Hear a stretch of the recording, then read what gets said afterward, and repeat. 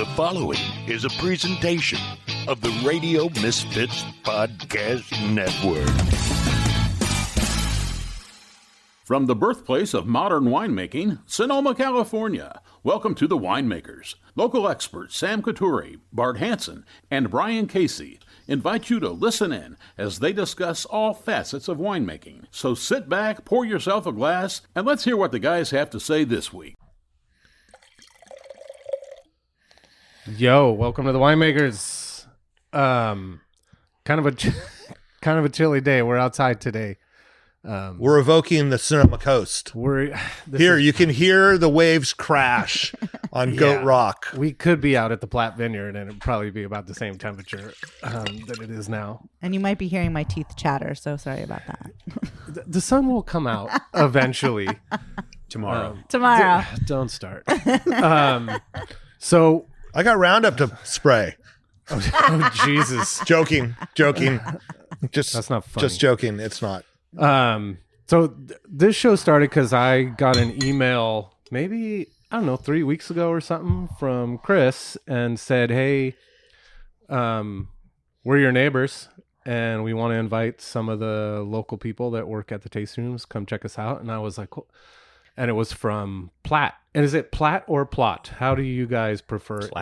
Platt.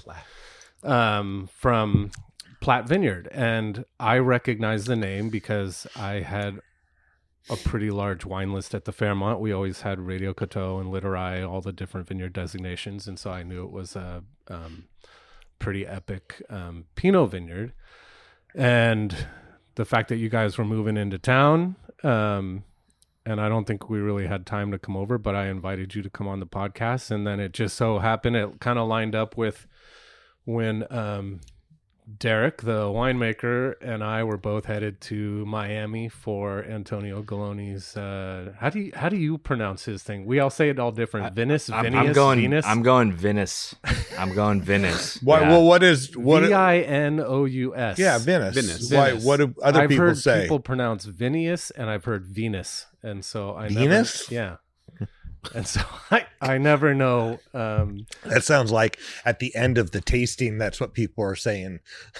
Well, at the end of the tasting, Antonio was up playing guitar up on stage to Michael Jackson songs. Okay, that's 2 shows in a row that we've given him credit for that. It was pretty wild. He's never going to review my wines, obviously. Yeah, I got to say hi to Derek, and we didn't get to talk very much because I think I went over and chatted with him briefly before they let the public in, and then every time I tried to go over afterwards, he had people at his table, and I imagine that most people that were in that room were pretty savvy, and so they number one knew the vineyard, number two knew that you had gotten one of the top 100 wines in the world, and also knew that you had a 100-point Chardonnay that was probably on the table too. So you got some interest. There's some traffic in Miami from people. So welcome to the Winemakers podcast. And appreciate it. Yeah, happy to be here. 600. Yeah, and long time listener, first time caller. So first time.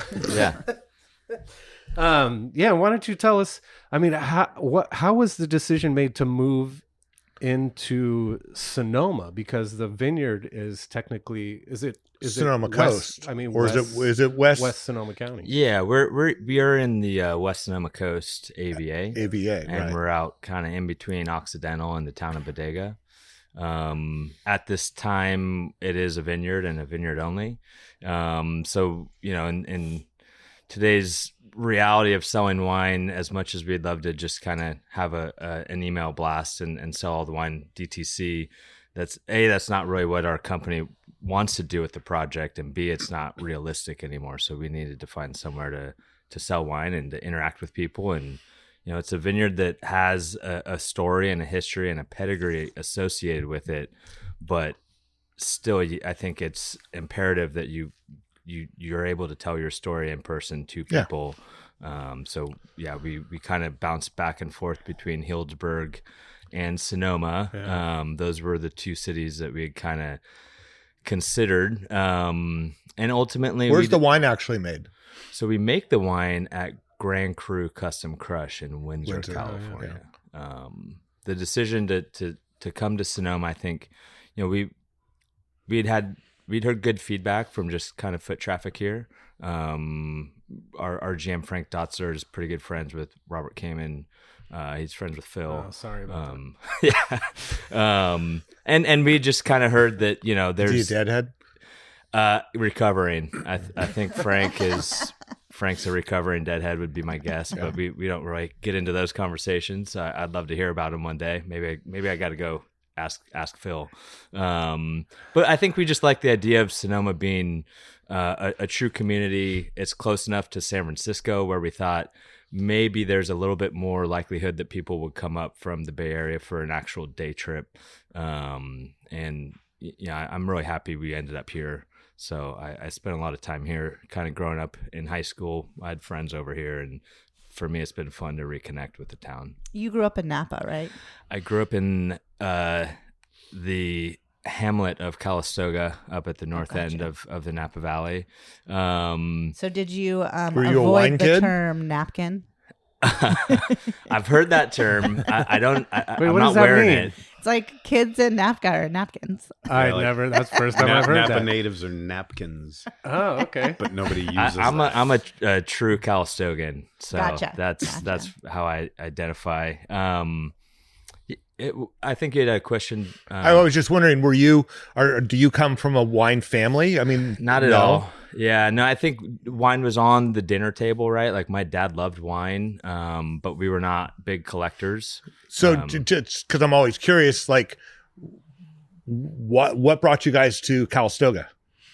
What did your parents do for a living? My dad actually was in kind of like biomedical sales. Okay. So he sold equipment when they were trying to, the Human Genome Project. Right. And so he was driving all around the Bay Area selling biomedical equipment.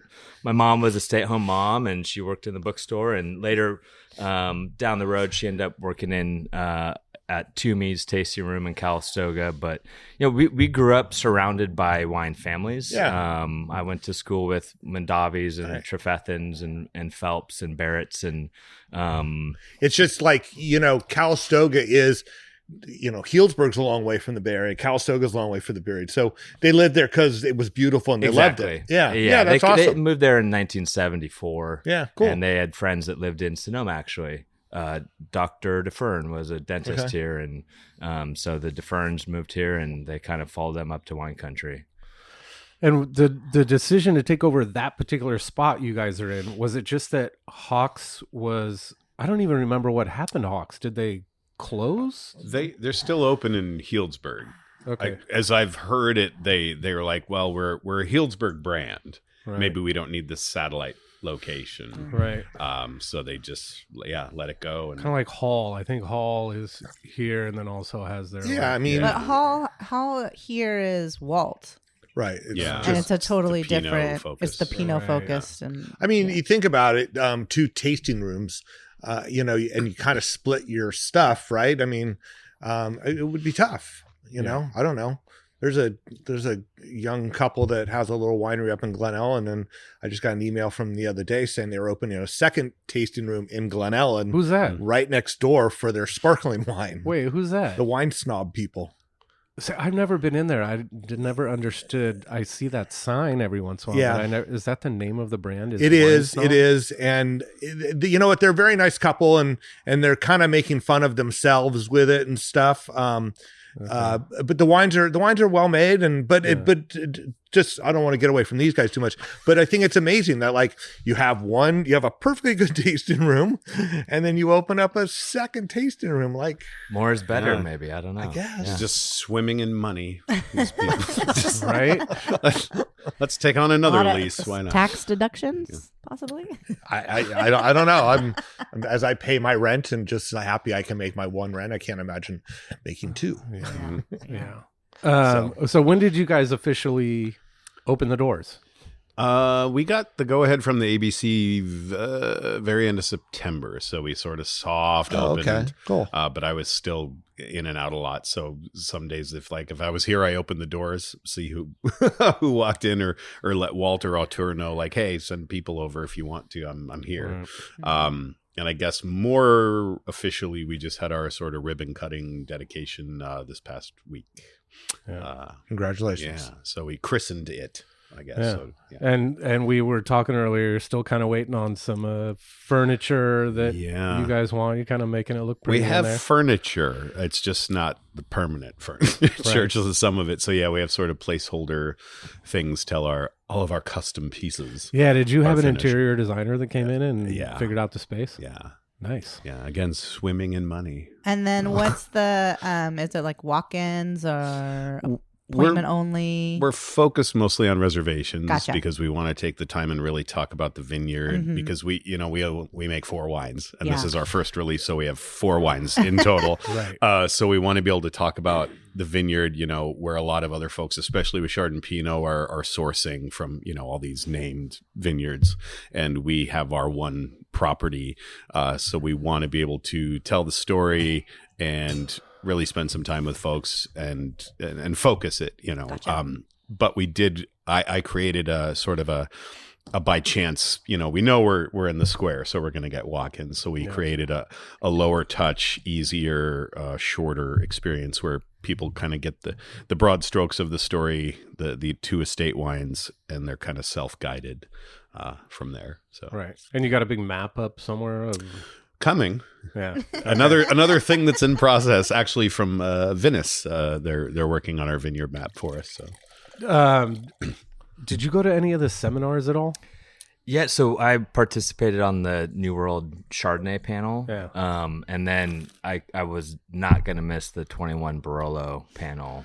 I'm a huge I fan noticed of Barolo, on your and Instagram feed that you drink a Yeah. fair amount of Barolo. it's kind of my sweet spot. Yeah. I honestly, I like the wines of the world, and I kind of go through phases, right? And I've had my Syrah phase and the Grenache phase, and the but for me the Italian wines are always kind of at the top of my list. Yeah. Whether it's Brunello or Barolo, and I love the wines from Etna, and so yeah. Did you get a chance to break off at all in Miami and go taste all the 21? Or I guess you tried them at the seminar, so you didn't really have to go and taste at the individual tables.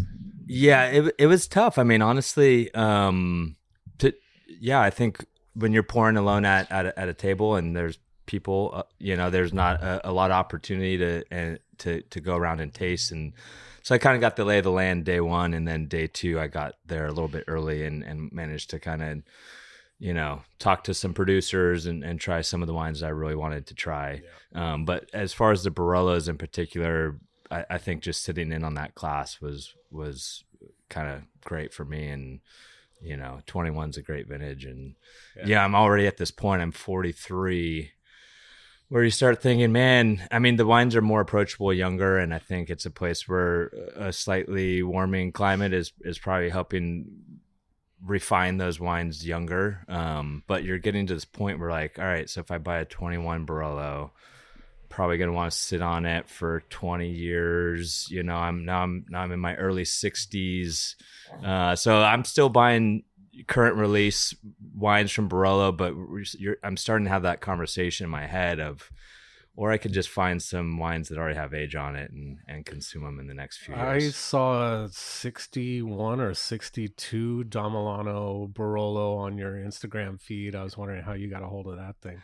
Man, I'm fortunate to have some very generous friends. In particular, Thomas Brown has kind of always been one of those people for me that I think people that really love wine and passionate about it, that they like sharing it with people. Yeah. And from the first time I met Thomas, I was kind of peppering him with questions about Barolos and Barbarescos that I could afford, and he steered me in the right direction. He recommended Produttori. At that time, the Cavalotos were $50, and I could find them at Bottle Barn. But I think that's 2014, and I expressed a genuine interest in the region, and then in the years that followed, he's just been incredibly kind and generous, sharing bottles with me, giving me bottles. And then I had that first night in Miami, we went to Sonny's, which was a awesome steakhouse. And it was just my coworker's friend knew that I liked Old Barolo, and he brought 3 bottles from the 50s and 60s. So cool. It's great when the word gets out, right? Right. All right, bring the Old Barolo. I like Ferraris. Yes, yeah, right, exactly.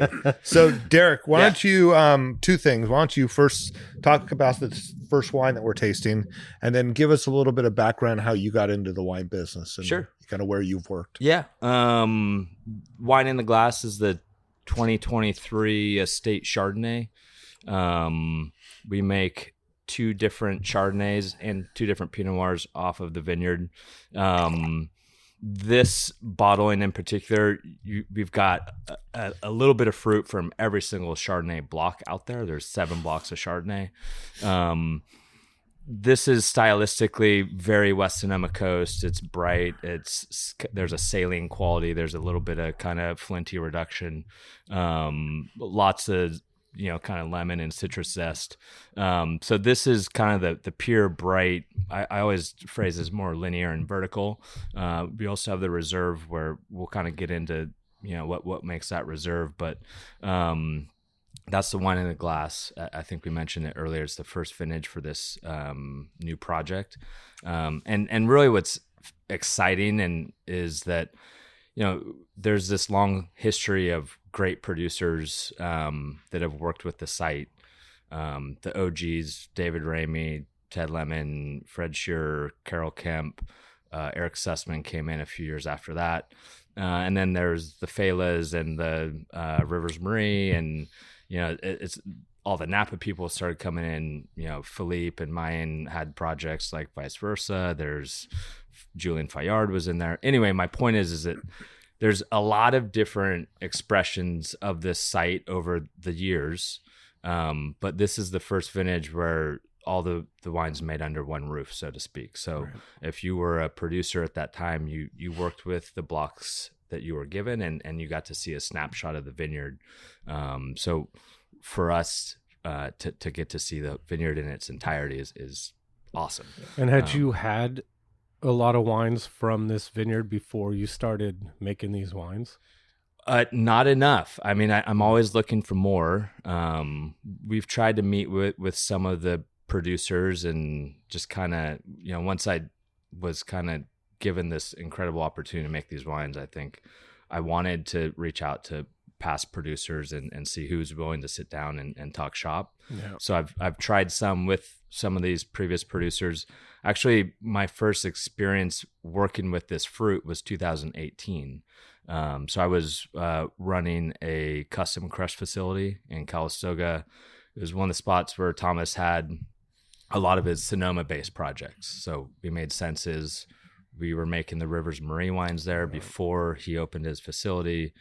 Boersview, Aston. Boersview. Yeah. So we saw the 2018 Pinot come in, and in the midst of harvest, to be honest, it gets a little mundane, right? It's like it's another box of fruit, it's another vineyard, it's another weight tag, it's another work order, and it can be a grind. But I distinctly remember that 2018 Platt Pinot coming in, and everyone was kind of, you had to recognize that this was just different. It was different on the sorting table, tiny berries, black. The juice had this kind of electric magenta and fuchsia color that it almost looked like Syrah in the fermenter. And so I think from that moment I was pretty hooked on whatever is happening out at this vineyard. That's some cool stuff. Yeah. And then, so I've since then, like I mentioned, I've tried to track down old bottles. Cool. So there's 3 different kind of levels to this vineyard, right? You call it a lower, a middle, and a for sure top. So this wine that we're drinking right now, the Chardonnay, has pieces from each part. Yes, except that there is no Chardonnay in what we would kind of call the lower section. Oh, gotcha. Okay, it's only Pinot. Yeah. So the there's 3 blocks of Chardonnay on the upper ridge. 2 of those were planted in 2003. There's a small block on the upper ridge that was planted in 2020. And then the majority of the Chardonnay is in kind of this middle reach. So this is pun intended. Right. Wait, sorry, I'm used to having middle reach. Chardonnays from Russian River. That's right. That's right. Yeah. So everything. Similarly, yet totally different. right. I was like, wait a minute, is that near that? No. Yeah, and then below at that lower section, we only have Pinot down there. And is that lower section it's just too wet and damp for growing Chardonnay, or the soils are different, or Yeah, it's just you know, prime Pinot? I wasn't there for the planting of Yeah. the vineyard, so I don't want to speak for those that were. Well, let's talk about that. Yeah, When originally planted, and by 2003 who, and 4. and what was the idea with them putting in a vineyard out there? Number Yeah. one, I'm sure people told them they were a little fucking nuts. I would imagine. So Lou and Joan Platt are hence the name Platt, and we obviously wanted to keep that as for our brand. But yeah, so they planted that in 2003. They'd done a couple of years of research and collecting data, and they had this all-star team of people with PhDs that knew a lot about soil and weather, and they kind of spared no expense, I think, in terms of what they put into evaluating the site. It was not something that they were just gonna throw some vines in the ground and see if it worked. Yeah, They were 'cause pretty sure. Where exactly is it? It's off Bodega Highway, and at this time, we've got Steve Kistler had planted their section, the oldest section of what is now the Occidental brand. Right. I think that was 99. I could be mistaken. Quarter Moon had been planted right in that same era, which was kind of Joseph Phelps project. I don't know when De Quello was planted, but there was this little group of people that, I'm sure a lot of people told them, you're crazy growing grapes that far west. You're not going to get it ripe, or maybe you'll get it ripe every third year or something along those lines. And so it was definitely, they were pioneers, and they were really kind of, there was a little bit of a leap of faith for sure.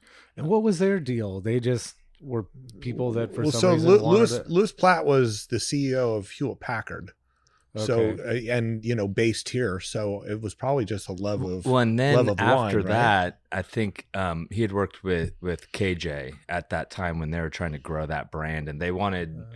This is my interpretation, right? They say, hey, we want a successful businessman to help us scale up our project. So he was obviously a lover of wine, and had, so he did have some wine industry ties. It's interesting. And I didn't know that part. I think he wanted to just plant a great site, and there was never this idea of, I need to make a lot of money off of it, or I wanted to build a winery, and so he was there. I think there's kind of this purist mentality of like, I got a little bit of money, I want to go where Steve Kistler's going, and kind of make grow world-class grapes. Never had any intention of making wine himself. Just that's my understanding. Yeah. So yeah, sadly he never really got to see the vineyard come into its production. He passed away early. Oh, wow. And then his wife took over from there. And I think what's fascinating, I mentioned there was a lot of really smart people that helped decide what to plant where. But what I love about it is he went to all these winemakers and got their feedback, right? So it's like, David Ramey, you want Chardonnay? Great. Where do you want your cuttings from? And so he went to Hyde and found his favorite old block from Hyde. That's the vine material for the Chardonnay here. Hey, Ted Lemon, what clones do you want? And you're going to get this section of the vineyard. Mm-hmm. So this idea of not only investing in the site, but also working directly with the winemakers that were then going to make the wine off the site. I think that's pretty rare. I don't know that happens that often. A great business plan. Right. I mean, it's great in the sense that it's like what do you want? And then you're going to commit to buying this fruit for X amount of time. Right. Super smart. Yeah. No, it's. I mean, to have like some titans of the industry helping you decide what to plant where, and then you're going to buy the fruit. That's just seems like a win-win. Yeah. It seems like a lot of people who make Chardonnay, and especially from cooler growing regions, are always searching for that flintiness. Do you think that flintiness is that how do you achieve that flintiness? Is it a yeast thing? Is it a barrel thing? Is it what you do in the cellar thing? Or is it luck? I think that flintiness generally comes with some reduction in the wine. I think it can come. But is that something that you have a way of putting your wine into that reduction? I embrace reduction in Chardonnay. Right. So I think to answer your question, I think it's complicated, right? But right. Sometimes you drink. That's why I'm asking. Sometimes you drink like great world-class Burgundy, and you're like, is that flinty reduction? Is that really good smoky oak? Is that the limestone? Like, and my experience has been, it's definitely reductive winemaking. For me, that entails I like having lees in the barrel, right? So we go to barrel, we'll press, we go to barrel the same day, so we barrel down dirty. Yeah. And having more leaves in there. I like that expression. Yeah, if it flows, it goes. Barrel down dirty. Okay.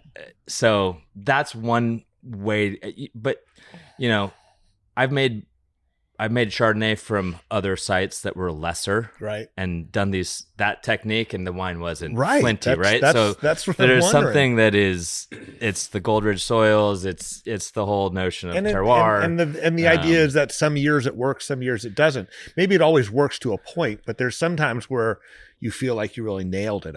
You can definitely push wine into a more reductive state. I mean, the New World Chardonnay panel we did at Venice Icons, the Aussies and the Kiwis, they have figured out how to make reductive wine. So there are definitely cellar techniques. Yeah. A lot of it has to do with lees. Some of it is sulfur use. I've had wines, and then the Oregon producers in that tasting were phenomenal as well. Did you try the 00 wines? The 00, the Morgan Long, Jim Marsh. I mean, all those wines were really well made, and they all, kind of, I always think of Walter Scott, honestly, as like a dead ringer for Burgundy because of how reductive they are. So you can push reduction, but I think some of it has to come from the site. And I embrace reduction in the Chardonnays, and I'm the exact opposite with Pinot. Right. Yeah. All right. Well, now I'm dying to try the Reserve. Yeah, let's get into it. Thank you. Thank you for that. It's just been an ongoing discussion with a group of people that I know. While we're pouring this one, you want to talk about barrels a little bit? Yeah. We're about a third new for the most part on all the wines. I'm looking for more medium toast, longer toast. I mean, if we get into cooperages, we're fans of Louis Latour. We're fans of the pure teas from Terranceau. Eric Millard is kind of a smaller little Burgundian cooperage that we like those barrels. We mix in some Ferrer. There's some Chassagne. There's a little bit of a shotgun approach, but I think the goal with the barrels is that I think great Chardonnay should have some oak influence. Like for me, that is a part of great Burgundy. Honestly, there should be some barrel, but you never want it to obscure kind of the purity of the fruit and the site and the freshness of the wine. Oh man, this delicious. Is and this is, I mean, this, you get more of that green apple flavors on the palate instead of lemon, but it's like, there's an added layer of kind of flavors and delineation and concentration. And for me, this always kind of it leans a little bit more into the stone fruit spectrum. You get a little bit more of the nectarine and the peach and the apricot and a little bit more orange blossom. So for me, I think this is a kind of a strict selection of barrels from our favorite lots. And for a couple, we get this added complexity and density without the wine feeling any heavier, right? There's still a lot of freshness. There's still a chalkiness to it. And I think it comes from the mature vines. And I think it comes from, I kind of referred to the Chardonnay being planted both up on the upper ridge and then also in this middle section, which is around the reservoir. There's generally about a week difference between when I would pick the top. That ripens sooner. It has better exposure. It's on a steeper slope. I kind of need to grab that before the sugar gets away. So I think in picking it in that window, you get a little bit more of the citrus realm, whereas the fruit that's further down, it's got an extra week of hang time. Yeah. It sits a little bit more in the fog. It's not quite as warm at night. Right. So I really think that extra layer of complexity and density just comes from the extra hang time and from really being, when we're picking that middle section, we're surrounded by a redwood forest. The pictures are super cool. Oh, it's an incredible. It kind of reminds me of who's Anne Fontaloupe, where her vineyard is like surrounded in forest. Yeah. It's spectacular. In a cool late year like 23, it's challenging, however, in terms of how things ripen, right? So the fruit that is more shaded, more impacted by the tree line, that's going to ripen differently than stuff that's a little bit more what I would call center cut. So in 23, being able to go in and kind of grab the center cut of these blocks first, and then come back later and grab all the tree line. So what made the cut for the reserve was the center cut of the middle of the vineyard. And that pretty much, I think, filet mignon. Exactly. It's the tender one. Is that like a combination of different clones, and do you pull those clones together and put them into one wine lot, or do you take the center cut and still divide each clone when you're making a thankfully, wine lot? It's almost entirely planted to the old Wente. Gotcha. So there are 2 blocks that are clone 72, and those both sit up on the upper ridge. Gotcha. So the clone discussion isn't really a part of the Chardonnay discussion. It's a much bigger part of the Pinot Noir discussion. Okay. There's 8 clones of Pinot, and there's 2 of Chardonnay, but it's essentially all old Wente. And elevation, what's the bottom and the top?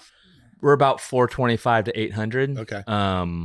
Going back to kind of some of the research before the vineyard was planted, I think they realized if we're going to go that far west, we can't go that far west and be on the valley floor and get stuff ripe. Right. So around 400 feet is kind of the cutoff for getting things ripe on an annual basis out there. And do you feel like your pick date comparatively to other places, was it way later? Are you out there waiting a long time, or? So I mean, this year was kind of wonky. This year was very wonky. 23 was really late for everybody, but just as a reference point, the reserve Chardonnay in 2023 was picked on October 19th, 20th, and 21st.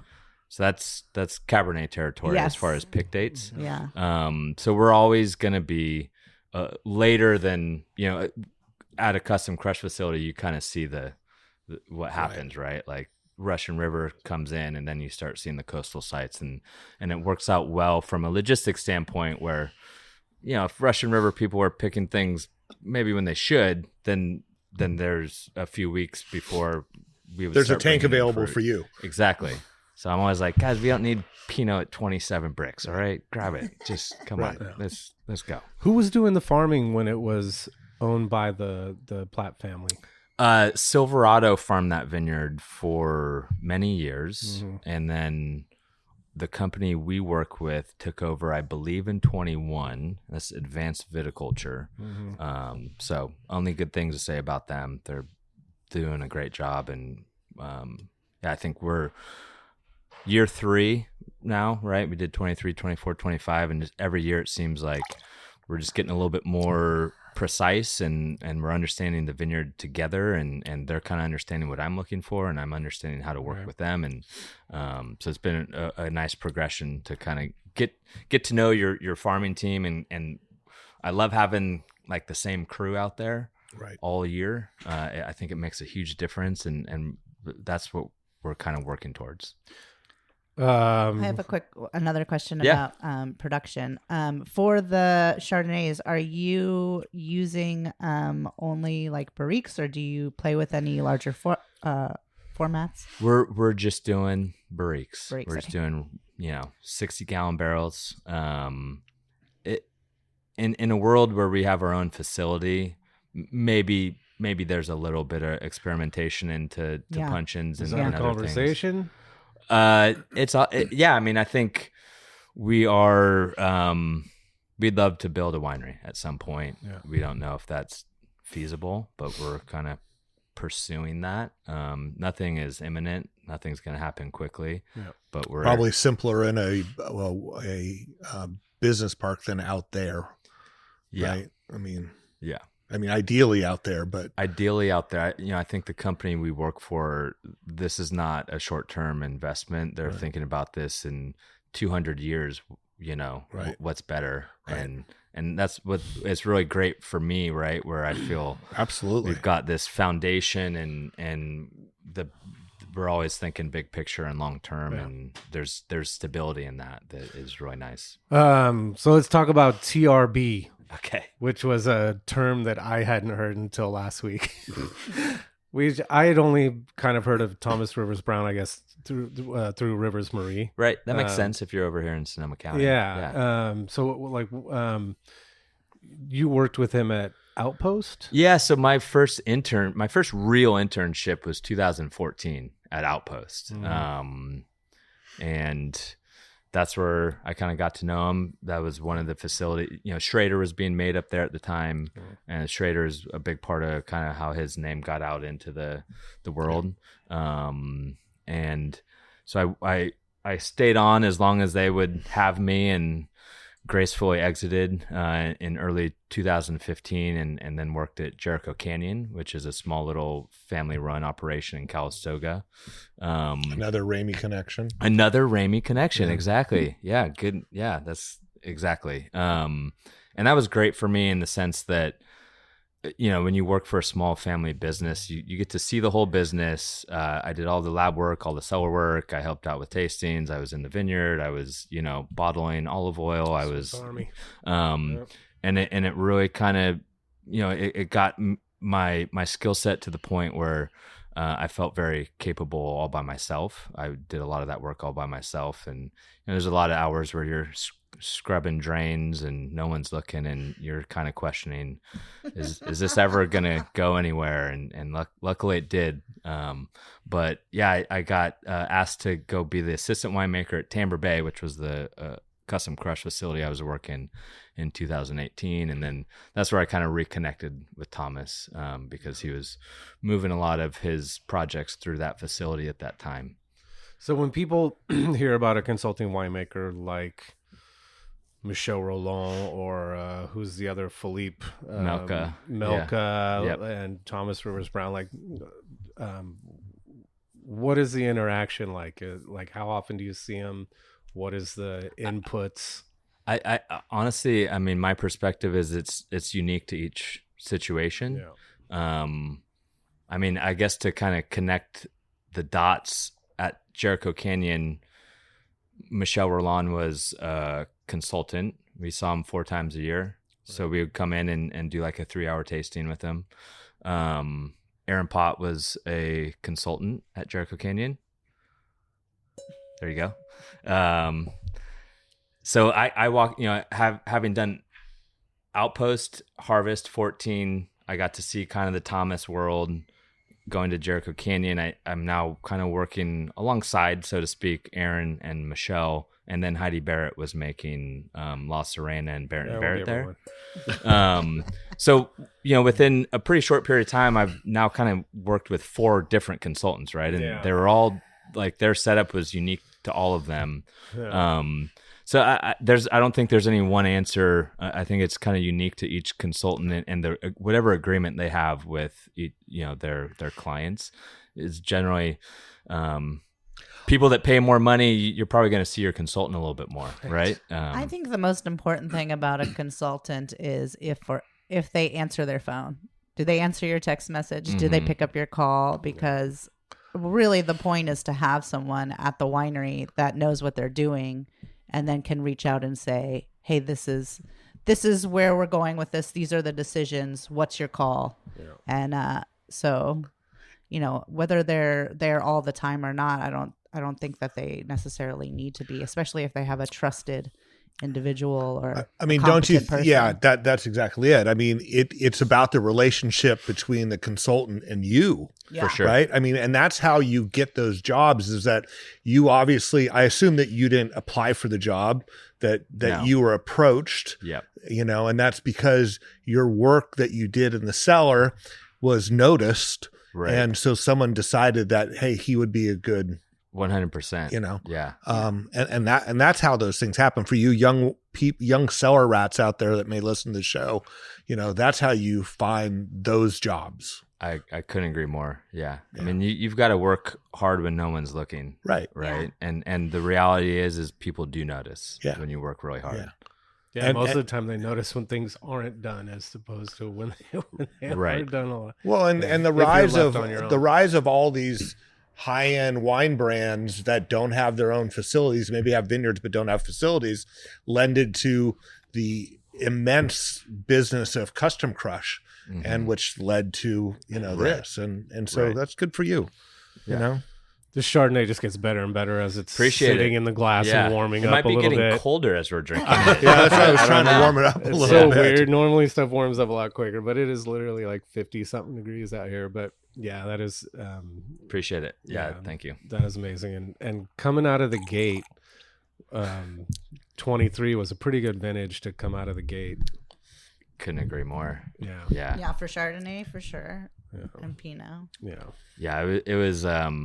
I kind of alluded to the fact it was cool and late, but one of the things that's special about the West Sonoma Coast and Platt is we get a lot of sunlight out there.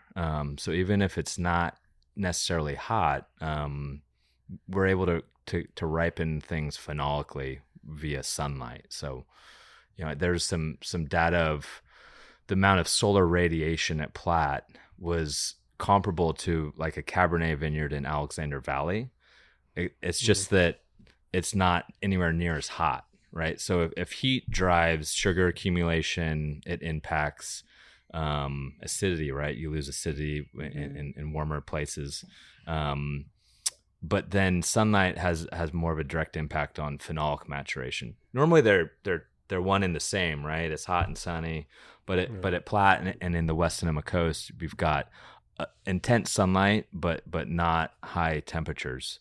So we're able to have moderate alcohols, loads of acidity, but still get things phenolically ripe. Yeah. So, Chris, turn the conversation back to you a little bit. You're in charge of hospitality at this tasting room. People are going to come in and you're going to tell them we have 2 Chardonnays and 2 Pinots. Yes. Which kind of rare. Like even we were talking about the San Giacomos earlier. Now they have a Sauvignon Blanc and they have a Napa Cab, so they've expanded out of that a little bit. Yeah. But they have a number of bottlings to work with. Right. Where we you guys are really focused. You're like all in on this vineyard. Yes. Yeah. And I that is a unique, not problem, but it's a unique situation for sure, because, I think so many, going back to so many producers of these 2 varieties source from a number of places where we're purely estate. Right. But I think in that way, though, you can talk more to that specific property in much greater detail and really get into why these wines are what they are.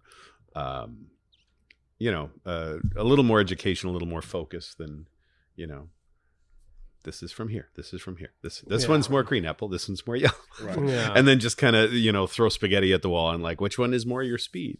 Where, and I think in that though, as you've seen now, the two Chardonnays are pretty different from each other. And so I've found even thus far who we've hosted, like people latch on to one or the other, or they really appreciate both, but they like one or the other. That's so funny that people do that when they come into a tasting room. We have two wines. The whole idea of them is kind of like a study in terroir. So it's wines made exactly the same way, but from two distinctly different vineyards. And it always turns into a competition instead of the whole idea of it was to see. I know I go through the same thing. Right, was to show that there's differences in the vineyard, but people are always like, this one's my favorite. No, that one's my favorite. Well, that's usually a show of what those people actually like.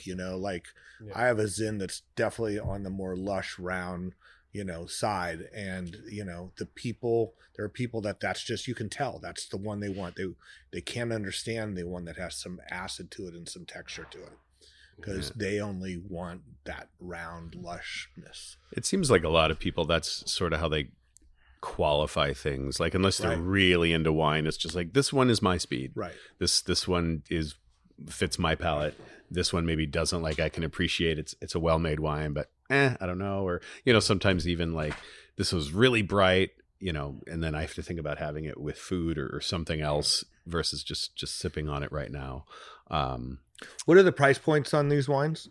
Retail price points? Retail, if you're at the tasting room, you get a slightly better deal than if you're finding them out in the world. So the two estates are $68 and the reserves are $145 a piece. 68 and 145. And what is your model? It's people sign up for emails and then they have access to the wines. Yes. Or they can come to the tasting room. Yes. Yeah. We don't really have a web store. We do right now one release a year in the fall. Oh, wow. All 4 wines are released. I don't know if we're going to zigzag that in the future or what. So there's no club. Really, it's just an allocation model. Nothing is forced on you. You are on the list. You get the offering when the new vintage comes out. And what's total production on?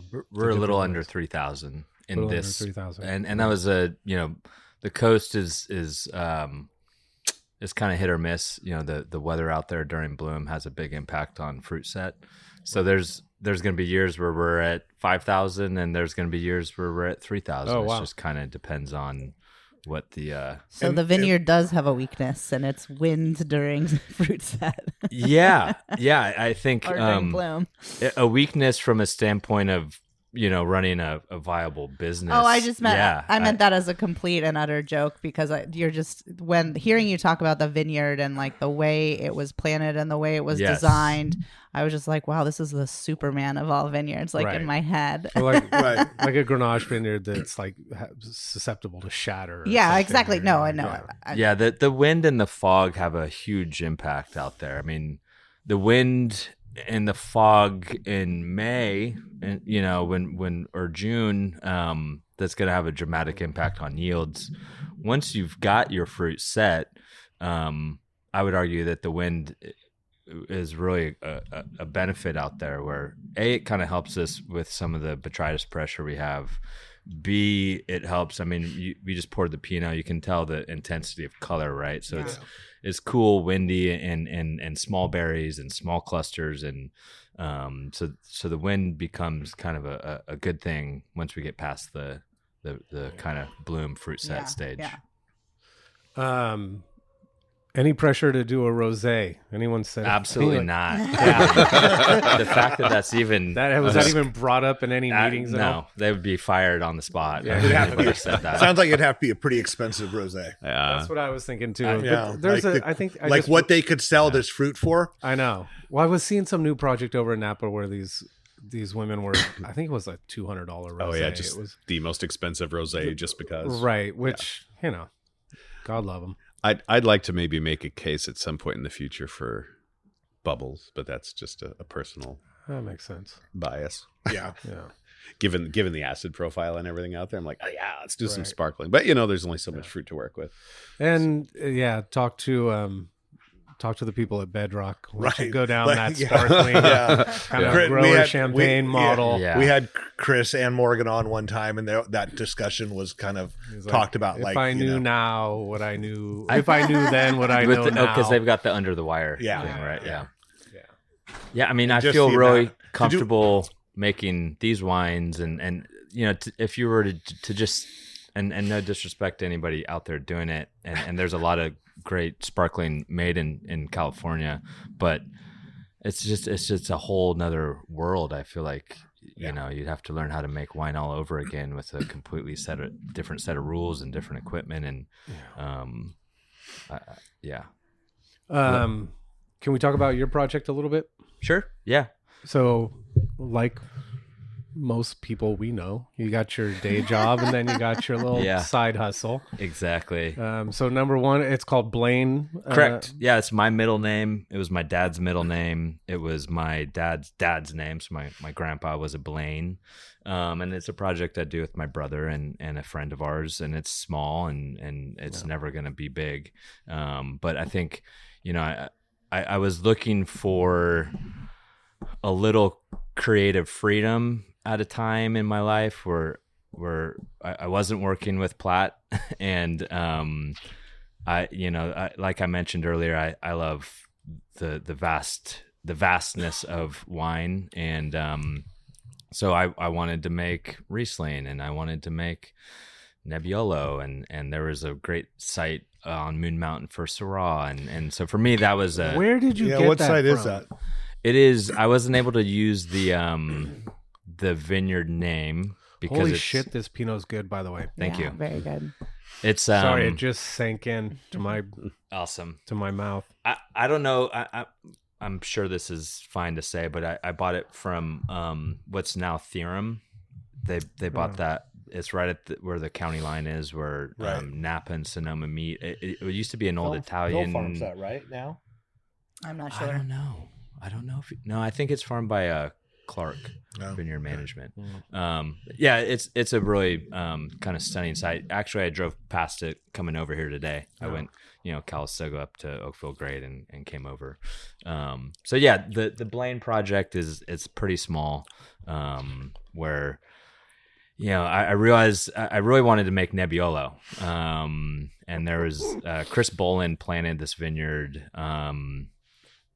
in Fountain Grove, and Chris gets one of those. yeah, sure. Chris he's great. And a friend of mine said, "Hey, do you want a ton of Nebbiolo?" And I'm a Barolo Barbaresco guy, so how could I say no, right?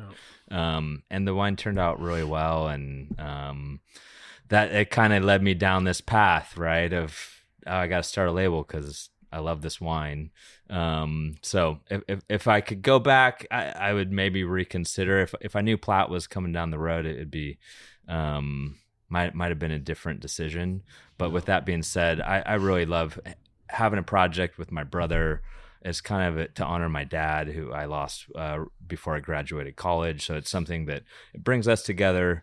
We were pouring last Saturday, and I love my brother and we love hanging out. So it's really fun to have a project with him, and maybe one day we'll learn how to sell wine. But I know. How do you get the vineyard sources down south?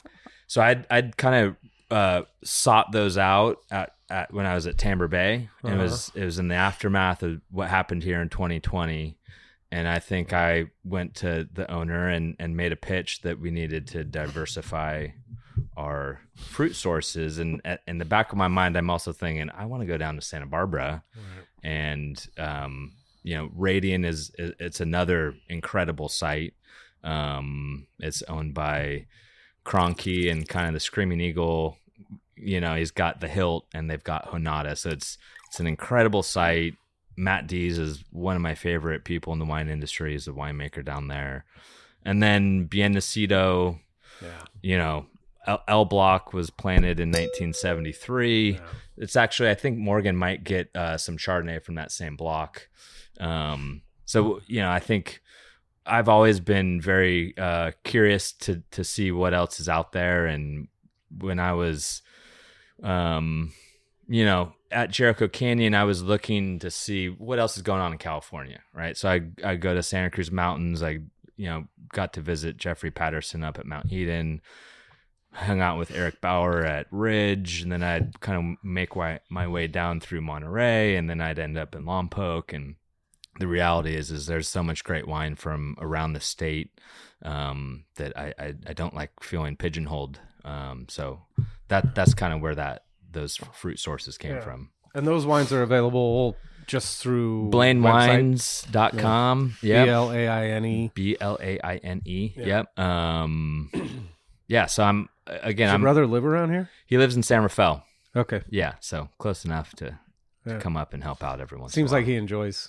He's a wine lover. We all are. I mean, honestly, like first and foremost, I'm a wine consumer. Like I make wine as well, but I love drinking wine. I love sharing wine. I love wine bringing people together. I think when you think about really special moments in your life, there's normally food and great company and wine involved. And I think that's one of the things that people need to recognize is, in this kind of epidemic of loneliness and isolation and everyone's stuck on their phones all the time, wine is kind of combats that by let's, put your phone down and open a bottle of wine. And, so that's my 2 cents. Millennials, look up the word conviviality. Or I guess it's more Z's now. Stuck on the phone.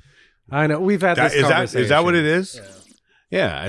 Wine is convivial. It's like talk to the people in front of you. I don't enjoy this beverage. I guess I should have looked up the word. Yeah. Well, now you have homework later. Yeah. But yeah, it's a social beverage, right? Right. Yeah, that's exactly it. I mean, the ultimate conversation starter. Yeah. It's a little social lubricant. Yeah. Let's get back to talking to each other and Right. Not staring at phones, not ordering DoorDash, not watching Netflix. Speaking of which, you guys going to host what kind of events are you looking at down the road for the tasting room? Or are you just want to get your furniture and the heat on? I just want to get everything settled for the time being. I'm sure there's things we can look at in the future. It's a pretty small space. Yeah. That's what Chris was saying. She was surprised at how small the space was when she went there. I don't think I had ever gone inside. It's just a little old house, a little bungalow. So we have a bit of seating, but I mean, like the other night there were 60 some people there. Yeah, that's what she said. It was pretty crowded. Yeah, I mean, it was very flattering to us that so many people were that excited because the last of those events was not attended like that. So that was great. But I think we're sort of just in the process of feeling it out and seeing what works, what we can do. I think, probably the model, if we were using Outpost as an example, is kind of also, they have much more space to play with up there. Yeah. It's not easy to get to, but they have space to do events and things to where we'll sort of have to see what works, but also, kind of the private events, private dinners, whether that's here or in market. That's always a big something to think about, that Roche has done a really good job with. I don't know that if they still do this, but they probably do, is stay open a little bit later than most people, because the Girl and the Fig, just, that place is a magnet on the corner there. And if you can get people that are waiting for a table or waiting for a reservation or after they have an early dinner, and I know you're probably like me, you don't want to be there until 8 o'clock or 9 o'clock, but you're kind of in a spot there that would probably do well with a little longer hours. It's true. Yeah. We'll have to see where that goes. I've been wondering too, though. Are we the right wines? Are we the right price point for that? Because we don't really do by the glass or any of that, at least at this point. And some of our neighbors are a little more amenable to that sort of idea. Yeah, for sure. So I don't know that that's us. What if someone comes for a tasting?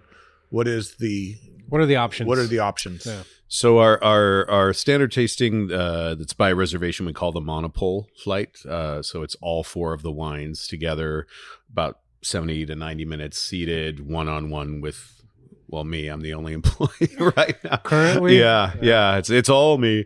It's kind of a deep dive into the property and each of the wines. And then to be able to accommodate walk-ins, created what we call the serendipity flight. So that's a pour of both of the estate Chard and Pinot, and then they get to choose one or other of the reserves. Ooh, choose your own adventure. Yeah, depending if you're more Chard or more Yeah. Pinot. And that, that's kind of an intro, get you started, and then kind of leave you to your own devices to explore the wines on your own, because I may have a private tasting at the same time that needs my attention. And that's what we have for now. So generally, we start at 11. So the tasting spots are 11, 1, 3, and 4. For reservation. And if you don't mind just sharing how much those are also, because people listen and they Yes. make plans. Yeah, the monopole flight is $75 per person. We waive that with each 3-bottle purchase, and the serendipity flight is $50, and we waive that with each 2-bottle purchase. Yeah, cool. So, Derek, can we talk about Pinot clones now? Would love to. Yeah. Oh, yeah, we Yeah. bounced away from that. Sure. Yeah. So, I think my understanding of the vineyard is, if we said, "Hey, Ted, you're getting this section. What do you want?" He wanted a mix within his section, right? And the same for all the OGs out there. So there's throughout the vineyard, there's these little kind of chunks of the vineyard where you have this variety of clonal material. Yeah. What we've noticed, and it wasn't shocking, was that one clone kind of stood above the rest, and that was the Calera clone. Okay. Yeah. I just think that Calera out in that neck of the woods, it's one of the most.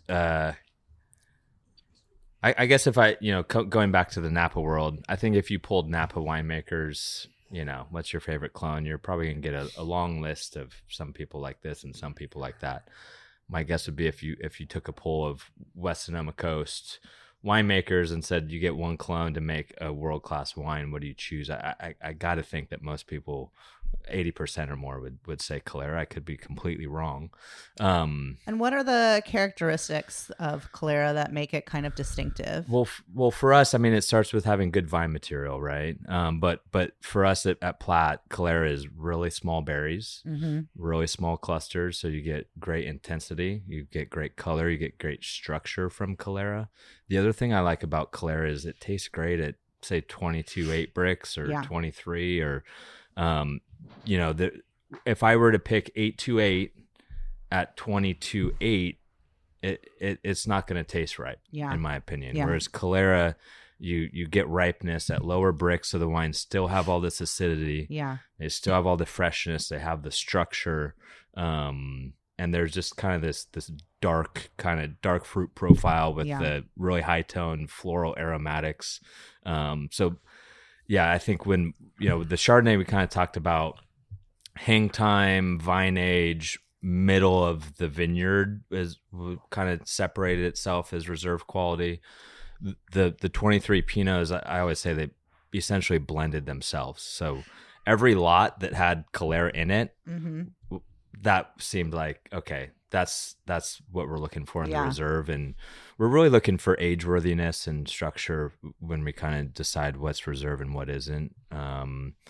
So it's fun to work with all of the varieties. And I think I'm still at this point where I'm trying to figure out how to get the most out of each. Yeah. There's a fair amount of 828 out there. There's 777, there's 115, there's Swan. There's a little kind of block that Ted brought in, whatever he brought in. I know that there's it's 120, it's 125. But yeah, I'll let him speak to the origins of that. So it's been really fascinating to kind of work with the different clones, but then also the different elevations, and as you can imagine, it's a 43-acre vineyard. We've got 15 of Chardonnay, 20 of Pinot in production. There's about 8 acres that are not in production. Wait, what does that mean? It means it's planted and just not producing yet. So young vines. So the vineyard, it straddles a ridge 43 acres. You've got all this change in elevation. There's your rosé, by the way. Slope.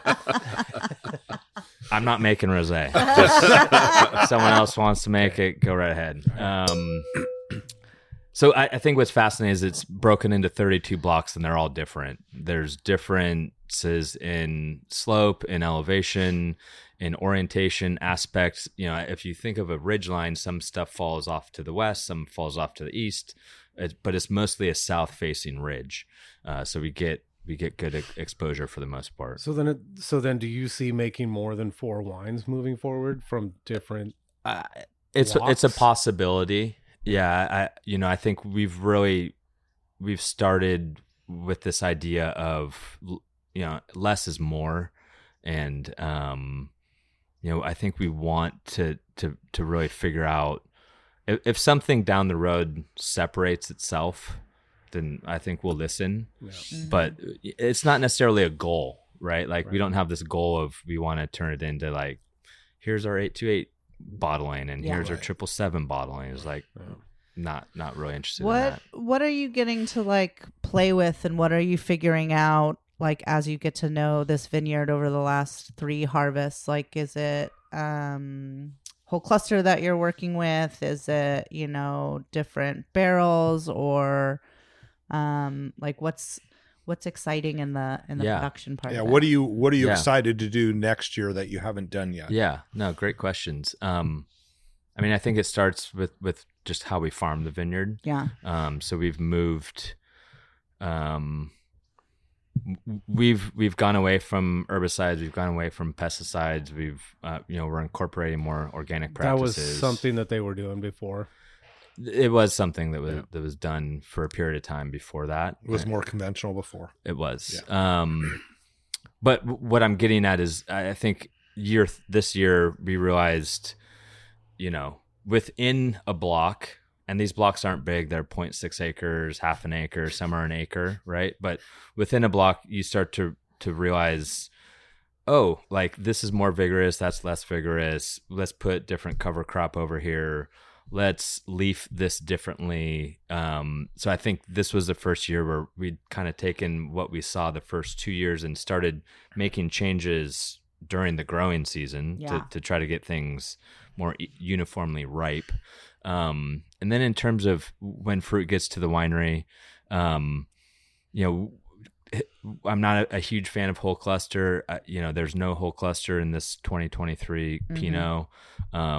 My 2 cents on that is just, this site already has a lot of what whole cluster would bring. Yeah, it does. It has like really good smooth tannin and structure. So, there's a lot of structure. There's great aromatics.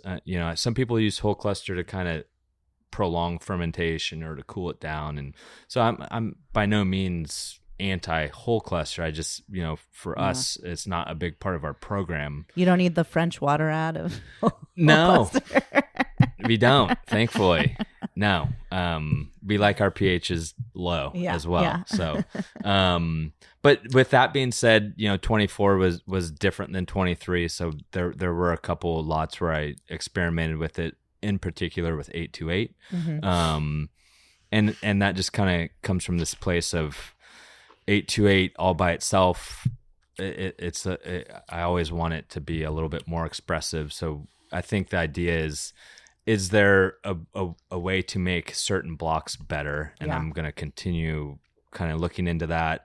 The barrels I look at as kind of like a 10-year project, right? Yeah. Where I know the producer or the cooperages that we currently have in-house. I'm trying not to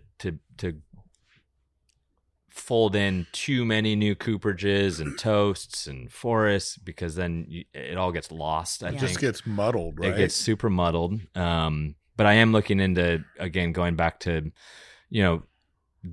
how long the barrels are weathered and aged, trying to match forests with clones. So like, for example, Calera tends to like a little bit more Tronchet. It likes tighter grained. So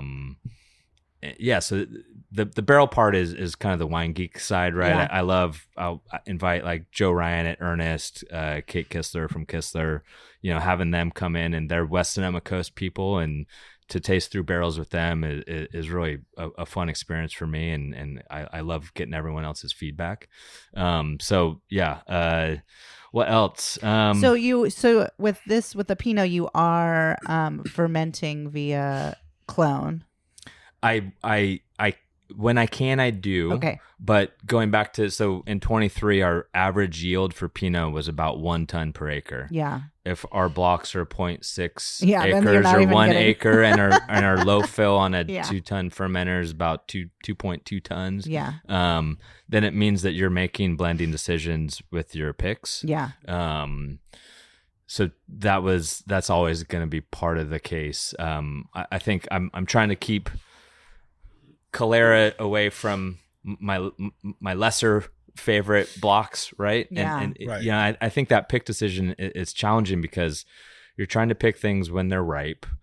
Obviously, you're trying to pick them when you can get a crew out there, which our farming company is normally pretty good with that. Working in a custom crush facility, you're also trying to work around their schedule and what they can or can't do in a given day. And then, you're kind of deciding what goes together as well in the fermenter. So there's a lot of variables at play with kind of the Pinot in particular. Chardonnay is a little bit more clear cut, where we've got these kind of rather larger blocks of Chardonnay, and we can go in and just say, let's grab 5 tons. Goes in, Pick to tank. We know how big the press is, and we'll just kind of chip away at the Chardonnay. Yeah. So that there's less to really consider Yeah. in that regard with Chardonnay. Tasting room question. You guys getting these little fruit flies? Very few Okay. so far, luckily. It's But like 50 degrees out. What are you guys telling fruit flies? Believe me, yeah, we are using apple cider vinegar and soap. We are keeping everything extremely clean, but It's it's the tent warms up during the day. I don't know when it was raining like last week or a couple weeks ago. They disappeared for a little while, but yeah. it might be just by virtue of us being very new and not that busy yet, so the doors haven't been open and closed as much. So maybe we haven't they haven't crept in the same way as with our neighbors. Yeah, it's been a weird year, and I think it was some of the fruit that was out there. Kind of attracted them. There's a lot of it. Yeah. Still out there. Yeah. Who's on your team? So who's doing marketing and PR and all that? And how much are you guys planning on selling direct to consumer, and how much is out at restaurants? And A lot of that is AXA comes with sort of this framework of international. So I believe, and Derek, correct me if I'm wrong, I think their sort of model generally is a third.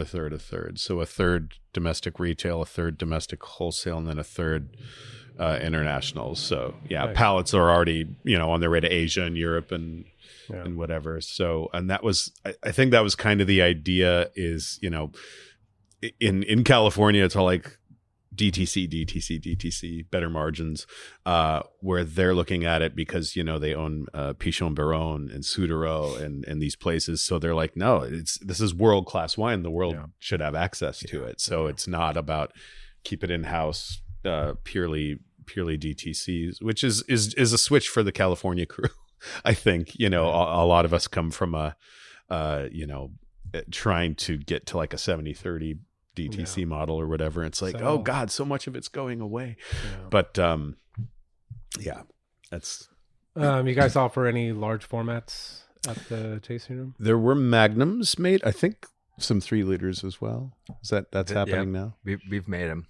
They need to be etched, but we do about 20 to 25 cases of mags of each of the 4 wines. Wow.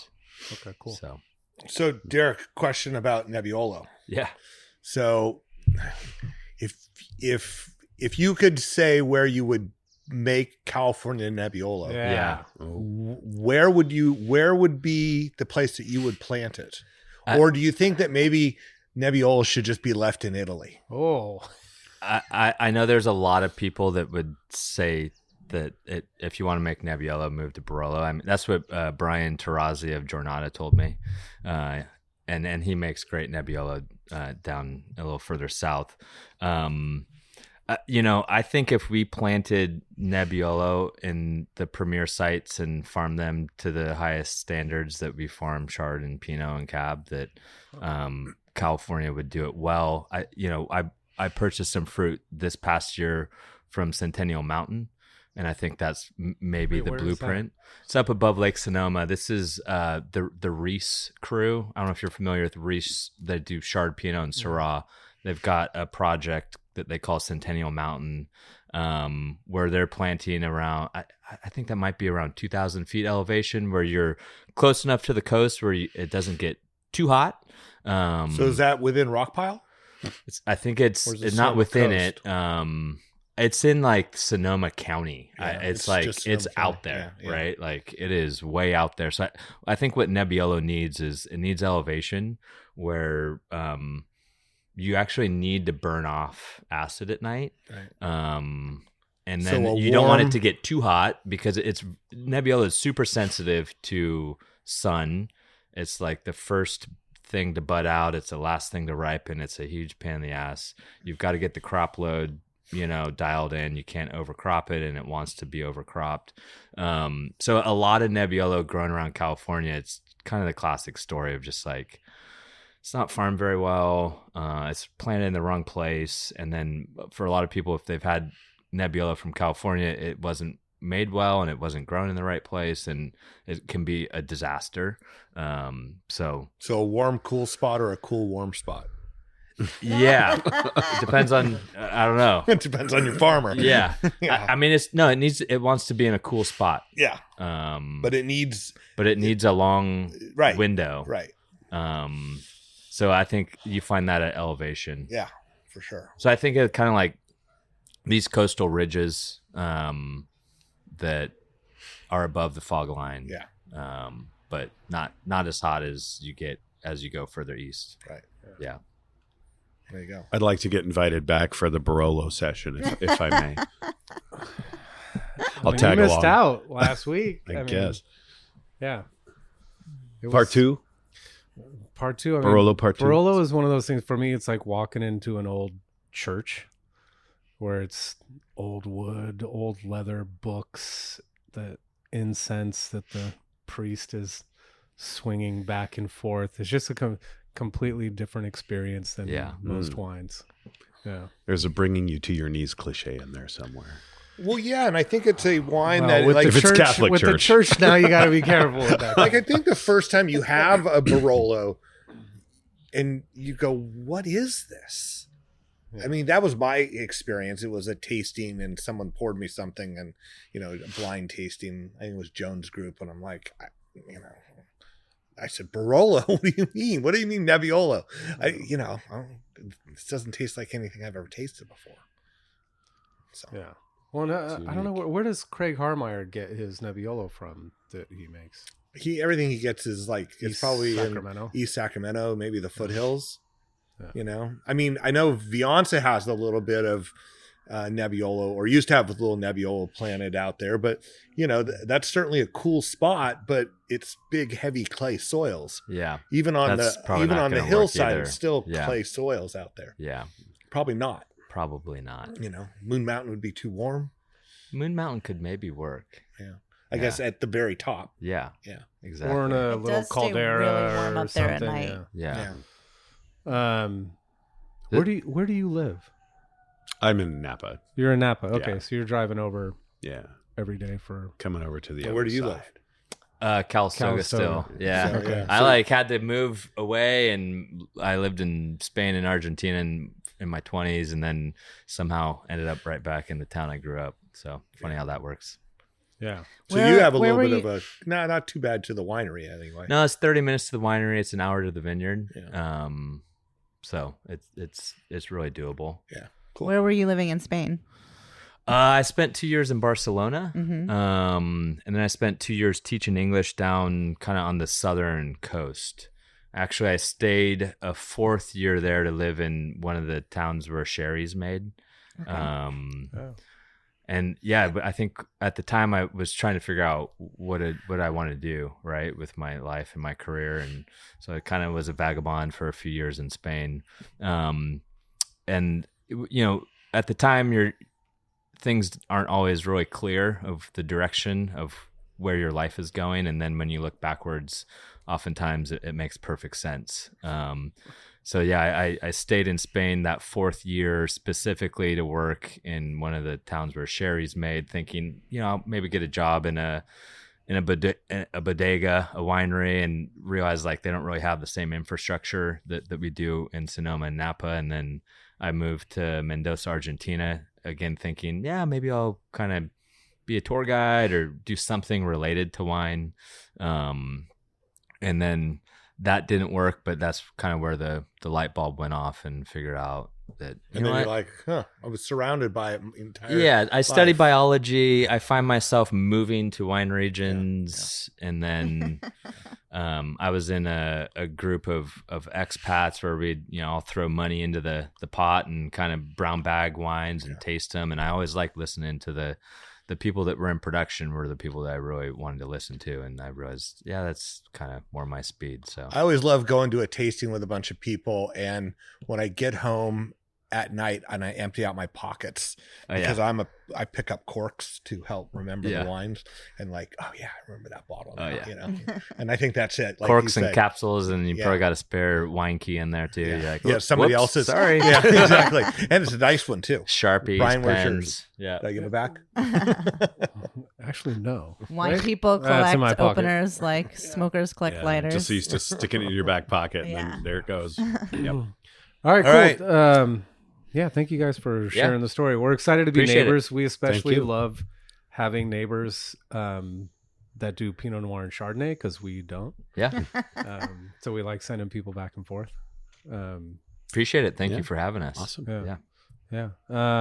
Shout out the wineries and include yours. The websites. PlattVineyard.com. Come visit us in Sonoma. Sign up for our list. I mean, it's open. We're not trying to say no to people, right? If you want to buy wine, just reach out to us. We've got wine to sell. BlaineWines.com. Even more open.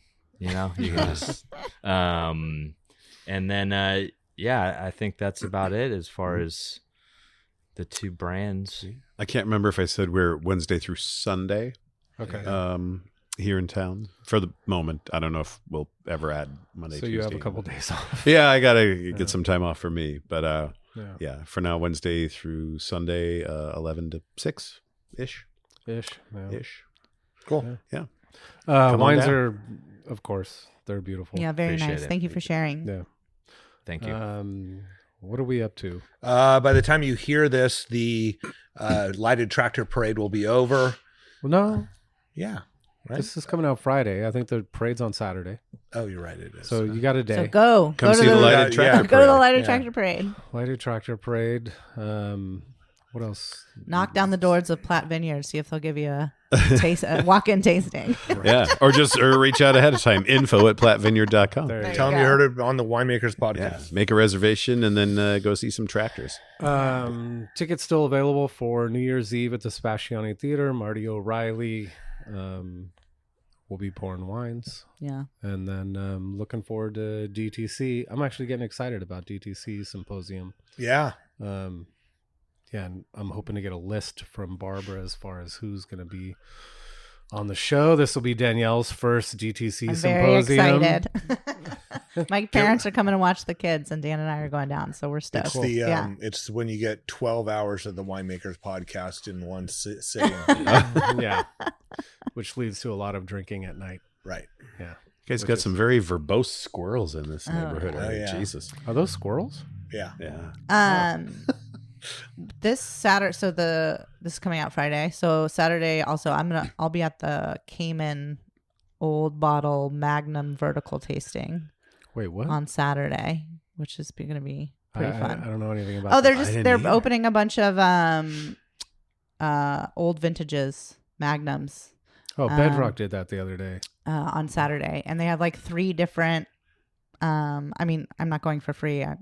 They're not paying me to do this, but I just think it would be interesting. Well, you probably made. It was my you first- helped make some of the wine. Yeah, 2013. I did my first vintage ever there, so I'm excited to taste those old wines and So this is at the tasting room just off the square. just off the square. Yeah, And Yeah, so that'll be fun. People have to pay. Is it? Yeah, there's 3 different time slots. You can go to the Okay. website, and I think they have half off for members or something like That's that. this Saturday. This Saturday, yeah. I'm gonna close and go to that. Yeah. Some old vintages, maybe Sangiovese. How old are we going? I don't know. Did they make Sangiovese from And Cayman? did they make it in large format? I had a 90. I'm pretty sure it's only 99 cab. Sangiovese Yeah. from Cayman that was fucking amazing, but then I heard they ripped it all out. So I Oh don't know. yeah, yeah. I don't know. I mean, Cabernet's king. yeah. Used to be. It used to Up be. until this year, yes, absolutely. Yeah. Also, Jean de Bois Wines is extending its 15% off. So get your orders in before the Christmas cutoff, which I think is like Holidays. December, the first or second week of December. So you can get your wines before the holidays. Send them to a family member. I don't know what to get them. Get them some wine. Yeah, I mean, shop local, shop small. And Bart, what are your hours going to be through the holidays? 24 hours a day, 7 days a week by appointment. No, I'll be there. I'll be focusing on being there Wednesday through Friday, and some Saturdays. If people make an appointment on a Saturday, I'll be open all day. It's just a lot of Dane will be back home from school, and it's just going to be kind of crazy times. Yeah. I got to get him out of town for a little bit. Our house, so we've been empty nesters here this school year For a bit. and Yeah. Dane's coming home. I'm going to pick him up tonight, and from the conversations my wife had with him today, it's going to be an interesting 4 days. I mean, he's feeling his independence, right? Yeah. He's got an agenda. You're going to come back a full-fledged adult. Oh, I don't know. No, not even close. Not even close. He's going to go back to being a high school kid. Where's my dinner? Yeah, Mom? exactly. Yeah. Here's my laundry. Looking forward to Here's seeing 6 him. months worth of laundry. Yeah, totally right. It's good to see you. Cool. Thank you guys. Looking forward to being neighbors. Likewise, We'll, our pleasure. Thank hopefully you. be talking over the next few months. And Yeah, you guys got to come and do the whole thing. that'd be cool. That was Jasmine. That's why we who- specifically left out the reserve Pinot, so you have to come over. You got a Oh, reason yeah. to come over. Okay. Keep us I wanting want to buy more. some big bottles, actually. Happy Thanksgiving, everybody. Happy Yeah. Hope Thanksgiving. everybody You had a too. great holiday. Right? Drink some nice Because wines. I guess it's Friday and Oh, it's Friday. And you're Everybody's full. in food and you're full. Coma. Enjoy those Food leftovers coma. today. Watching football. recovery. Yeah.